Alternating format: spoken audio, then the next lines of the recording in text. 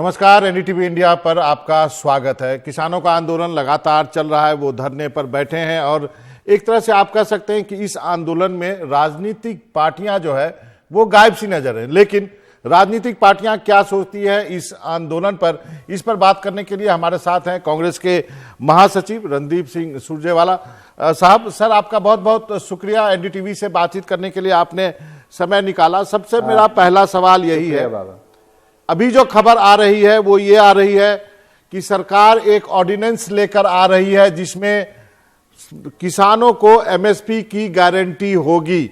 आप क्या देखते हैं, क्या सरकार एक कदम पीछे हटी है इसको खत्म करने के लिए? सबसे पहले तो मैं ये कहूंगा, 20 दिन से इस देश के लाखों किसान दिल्ली के चारों ओर बैठे हैं। ये सरकार इतनी निर्दयी क्यों है? मोदी जी इतने अहंकारी क्यों बन गए हैं? मोदी जी इतने निष्ठुर क्यों हैं? ये सरकार देश के अन्नदाता किसान और देश को जवान देने वाले किसान की बात सुनने से इनकार क्यों कर रही है? 20 दिन में 16 किसानों की मौत हो गई। क्या देश के प्रधानमंत्री का दिल नहीं पसीजता? 3 काले कानून रात के अंधेरे में अध्यादेश से आप ले आए। आपने संसद में बगैर चर्चा के ध्वनि मत से, बगैर बहुमत होते हुए उन्हें पारित करवा लिया। आपने सांसदों को कांग्रेस के वहां सस्पेंड करके रखा और अब जब लाखों किसान सड़कों पर हैं तो 20 दिन से आप सुनने को तैयार नहीं। प्रधानमंत्री जी, एनडीटीवी के माध्यम से हाथ जोड़कर एक किसान के तौर पर मैं आपसे कहता हूं, प्रधानमंत्री मोदी जी, अपनी निष्ठुरता छोड़िए, निर्दयता त्यागिए। देश के प्रधानमंत्री के तौर पर 62 करोड़ अन्नदाताओं, खेत मजदूरों की बात सुनिए। उनकी बात सुनकर 3 काले कानून खत्म करिए। किसान केवल ये चाहता है।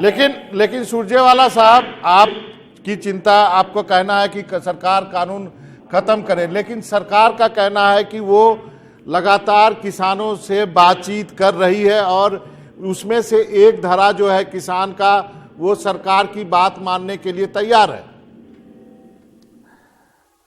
बाबा, आप शायद हिंदुस्तान के टेलीविजन जर्नलिज्म के सबसे वरिष्ठ पत्रकार हैं।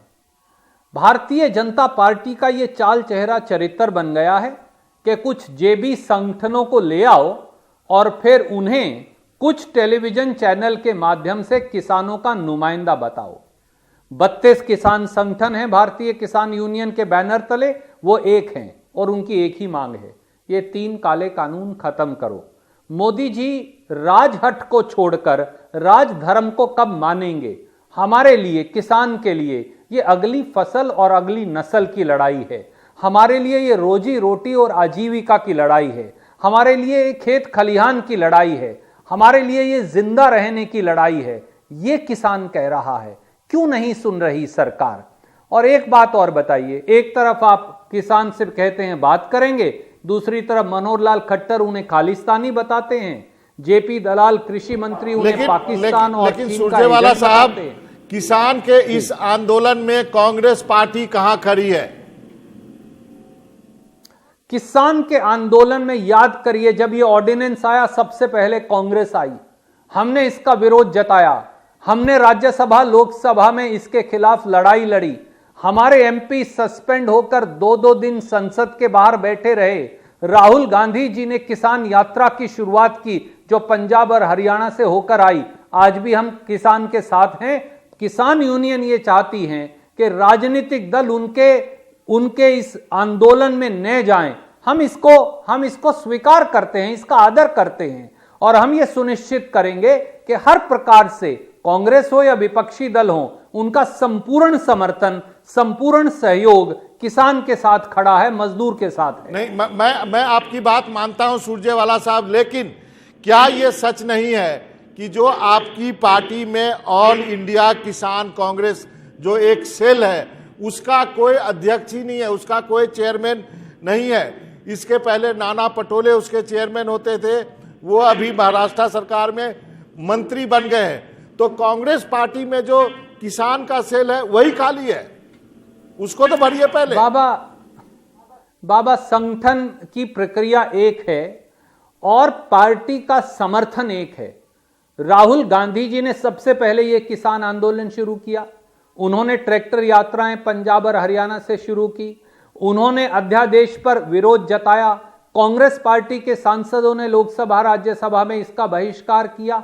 हम पूरी तरह से चट्टान की तरह किसान के साथ खड़े हैं, क्योंकि ये लड़ाई भाजपा बनाम कांग्रेस की नहीं, ये लड़ाई किसान बनाम भाजपा की भी नहीं, ये लड़ाई इस देश के 62 करोड़ खेत मजदूरों की जिंदगी की है और उनकी नहीं, इस देश के 130 करोड़ लोगों की भी है, क्योंकि 25 लाख करोड़ का खेती का व्यापार मोदी जी किसान के और व्यापारी के हाथ से, छोटे दुकानदार के हाथ से छीनकर 5 बड़े उद्योगपतियों को देना चाहती है। और जिस दिन ये हो गया उस दिन ना एमएसपी मिलेगा, ना अनाज मंडी रहेगी, ना खेत मजदूर रहेगा, ना मंडी मजदूर रहेगा और ना किसान की किसानी बचेगी। इसके खिलाफ ये एक निर्णायक जंग है। और आपको भी जो आटा आज 40 रुपया किलो मिलता है, हमें तो 19 रुपया किलो में हम बेचते हैं, आपको 40 और 30 रुपया किलो मिलता है, वो 150 रुपया किलो आपके दर्शकों को मिला करेगा। ये लड़ाई इस देश के 130 करोड़ लोगों की किसान लड़ रहा है। सुरजेवाला साहब, सरकार के तरफ से जो इंप्रेशन है या फिर जो कहा जा रहा है उसमें आपके राज्य के किसान पर एक सवालिया निशान है। पंजाब के किसान तो फ्रंट पे हैं, लेकिन क्या आपके राज्य यानी हरियाणा का किसान भी उतनी ही शिद्दत से है इसमें? आप सिंधु बॉर्डर जाके देखिए, आप टीकरी बॉर्डर जाकर देखिए, हरियाणा के एक एक गांव से किसान भाई पंजाब के किसान भाइयों के साथ, मध्य प्रदेश और छत्तीसगढ़ के किसान भाइयों के साथ, यूपी और राजस्थान के किसान भाइयों के साथ, महाराष्ट्र और तेलंगाना का जो किसान आया है उनके साथ कंधे से कंधा मिलाकर, चाहे वो फल सब्जी की बात हो, चाहे वो दूध की बात हो, चाहे वो भोजन की बात हो, हर तरह से हरियाणा का किसान इस आंदोलन के अंदर मदद कर रहा है। क्योंकि पूरे देश का किसान हमारी कुरुक्षेत्र की, हमारी हरियाणा की पवित्र धरती पर आया है, सोनीपत और बहादुरगढ़ में।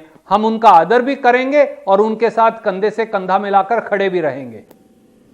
लेकिन दूसरी सबसे बड़ी बात यह है कि यह कहा जा रहा है कि इस आंदोलन में माओवादी, अलगाववादी जैसी ताकतें घुस गई है और इस आंदोलन को हाईजैक कर लिया गया है। मैं कहूंगा कि देश के अन्नदाता का इससे बड़ा अपमान नहीं हो सकता। मोदी जी अपने अंतरात्मा में झांक कर देखिए, 62 करोड़ मजदूर और किसान देश का पेट पालता है और उसी किसान का बेटा और बेटी चीन और पाकिस्तान में हमारी सीमा के ऊपर हिंदुस्तान का झंडा लिए खड़ा है, छाती पर गोलियां खाने के लिए।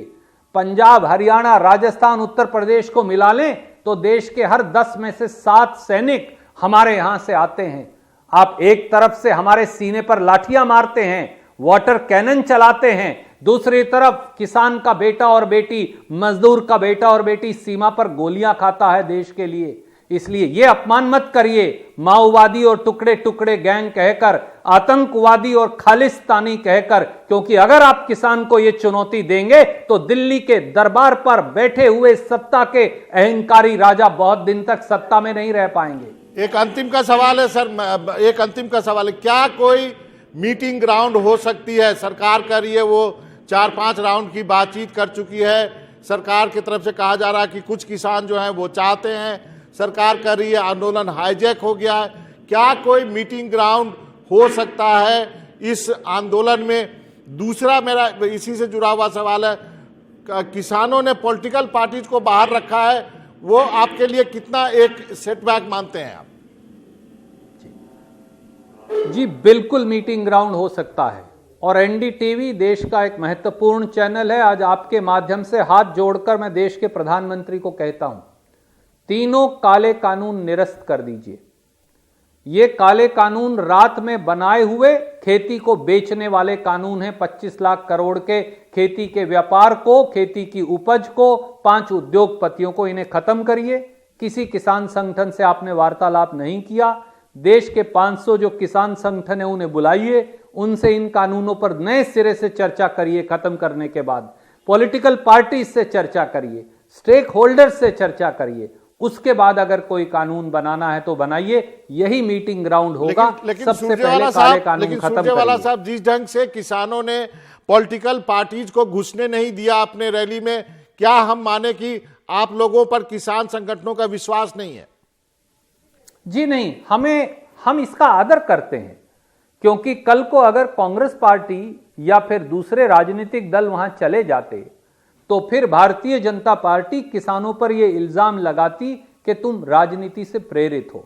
हम इस बात का सम्मान करते हैं। राहुल जी, सोनिया जी ने इस बात की तायीद की है, और कांग्रेस पार्टी हो या दूसरे विपक्षी दल, हम किसान के साथ खड़े रहेंगे, क्योंकि ये कांग्रेस बनाम भाजपा की लड़ाई नहीं, ये किसान की आजीविका, रोजी रोटी, खेत खलिहान की लड़ाई है। उनको कराहट सुने इस देश के 62 करोड़ किसान की, जिन्होंने किसान का नाम लेकर वोटें बटोरी, और जो किसान का नाम लेकर, मजदूर का नाम लेकर दिल्ली दरबार में सत्ता पर बैठे हैं। हम वहां राजनीति नहीं चाहते, हम किसान का भला चाहते हैं, और इसीलिए राजनीतिक दलों ने यह निर्णय लिया कि हम किसानों की बात का सम्मान करेंगे। चलिए सुरजेवाला साहब, आपका बहुत बहुत शुक्रिया, आपने वक्त निकाला एनडीटीवी इंडिया से बातचीत करने के लिए। धन्यवाद सर।